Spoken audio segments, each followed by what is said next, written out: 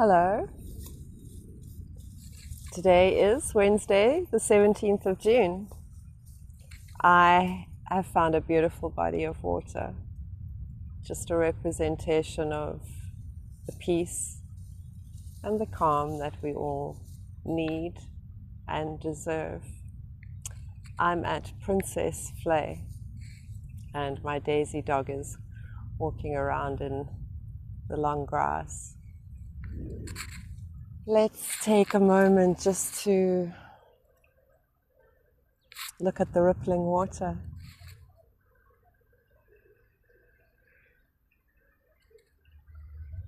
Of course, if you know me from all these years and you've received one of my stickers along my travels, you will know that my special slogan or mission statement is, what we do and who we touch has a rippling effect.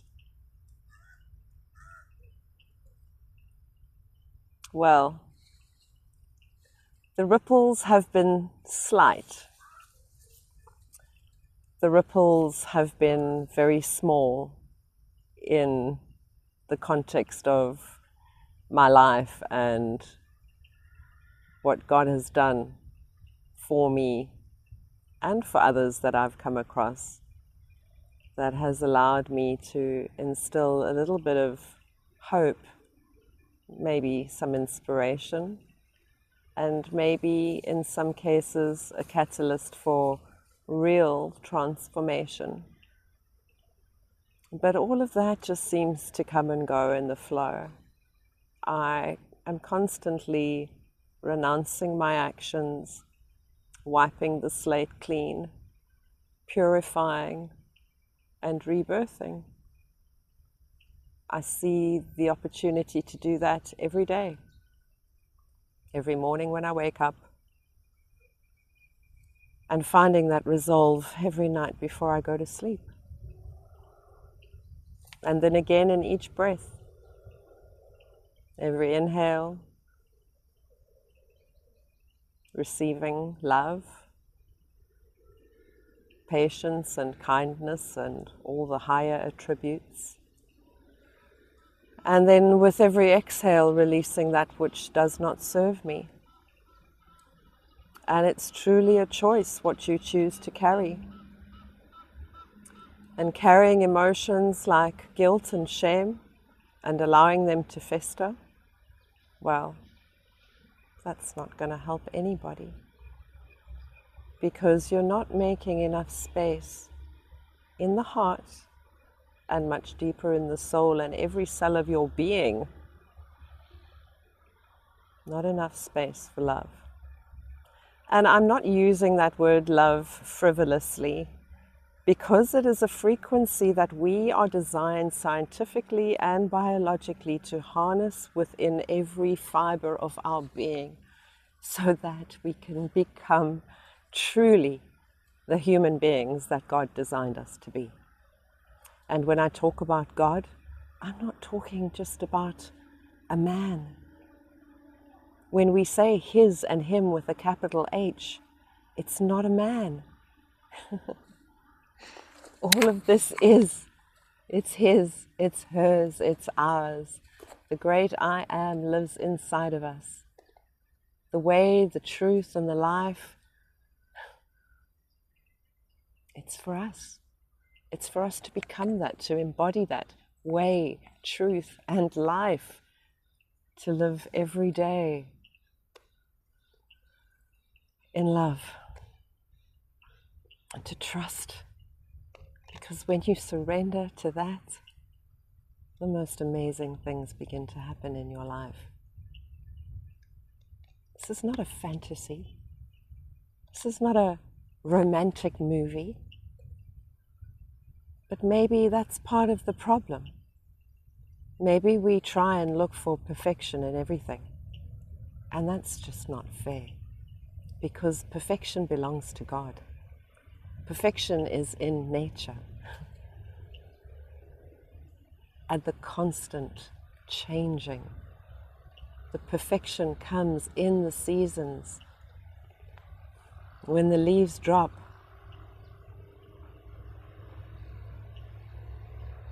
I think we've put so much emphasis on these words instead of feeling.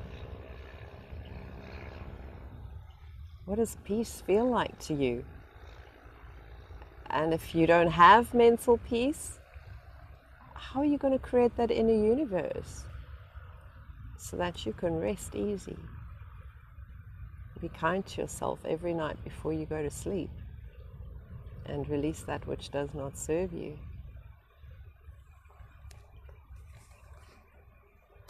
Do we really want to keep carrying these low vibrational entities with us? Do we really want them to continue feeding off our life force, our energy? Or are we going to immerse ourselves in this as a metaphor? Immerse yourself in the grace of God.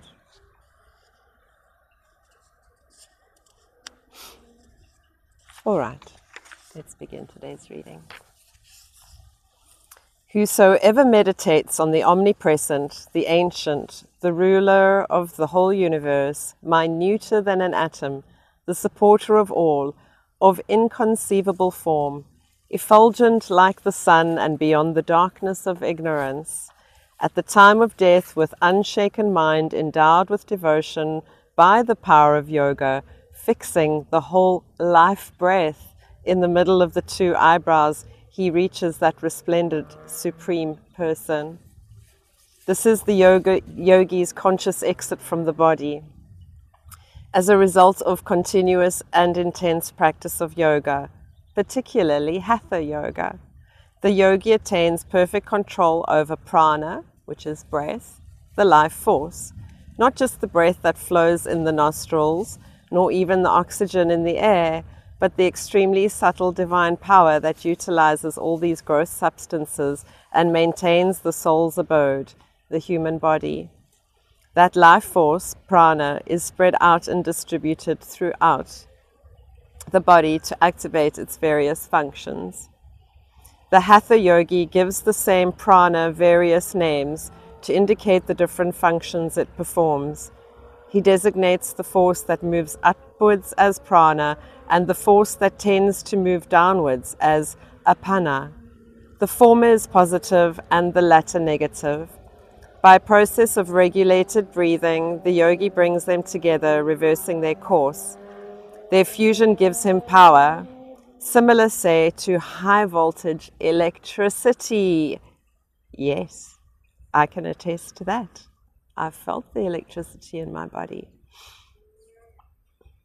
With this, he awakens the dormant psychic power in him, the Kundalini Shakti, which is then led by stages from one center of consciousness to the next, along the innermost core of the spinal cord, and eventually to the Ajna chakra at the top of the head, which is then led by stages from one center of consciousness to the next, along the innermost core of the spinal cord, and eventually to the Ajna chakra, as I've said, the center of the eyebrows, the third eye. With this psychic power, the whole prana is also withdrawn. From the Ajna chakra, he merges his self in God consciousness and is liberated. In the case of the yogi, as the body is dropped, handed over to the elements, as it were, the entire being is totally saturated with the realization of God's omnipresence. And there is no further movement. He reaches the supreme. I do not premeditate on this book, and I don't read the readings. I've mentioned this before. I follow my intuition to a place where I'm called to go. I deliver an introduction to you, and then I read the word. For me to be standing here when we're talking about full immersion into God realization and the consciousness, it is truly like dipping into the waters. Oh, Daisy dog. She's getting tied up in her leash. So perhaps you can contemplate that.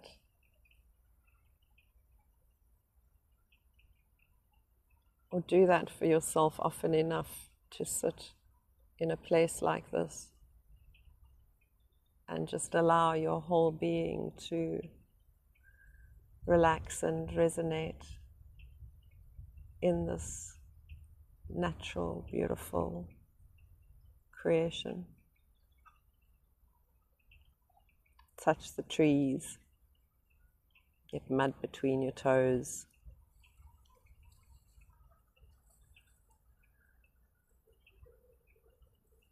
We are all God's creatures. And what did it say in the reading from yesterday or the day before? We all need the same nourishment.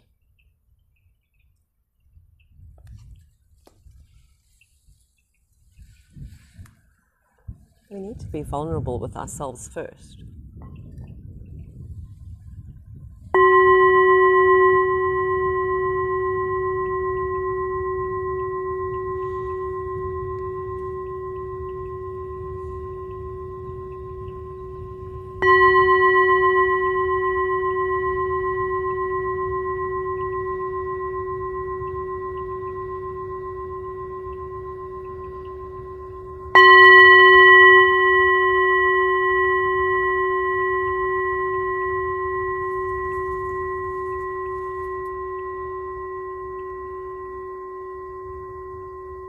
God, give me the courage to accept the things I cannot change.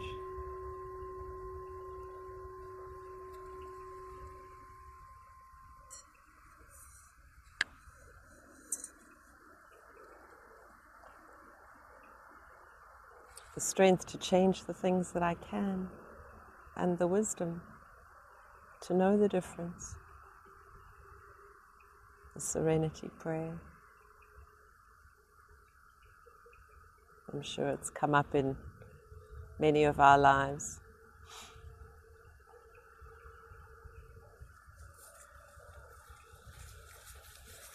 I'm sending you so much peace, love, and light. Don't allow yourself to become addicted to the victimization.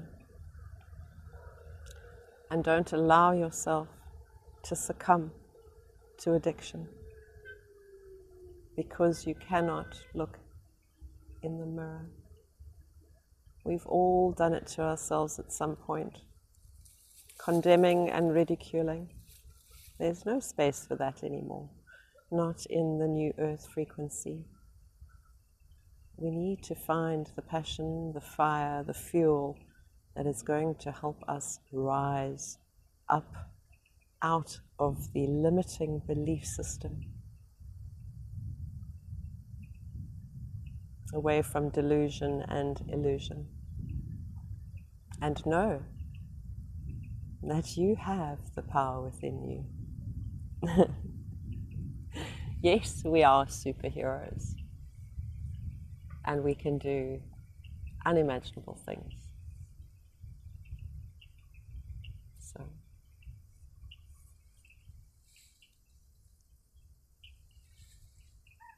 thank you so much for being with me today.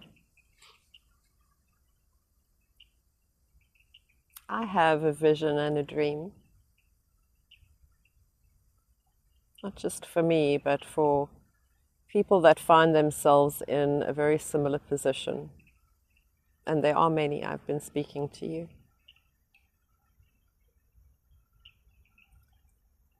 It's not a time to isolate. It's not a time to think that there's a my way or an I way.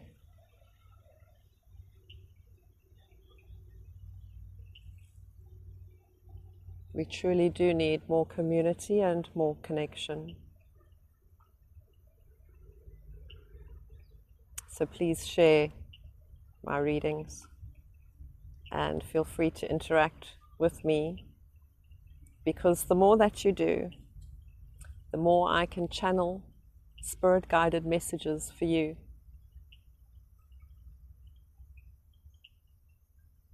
The more I know about you,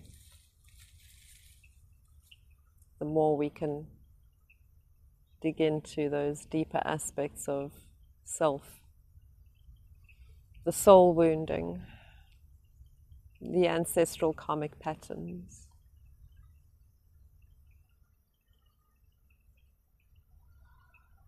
We are all free. Just beyond that veil, we have healed.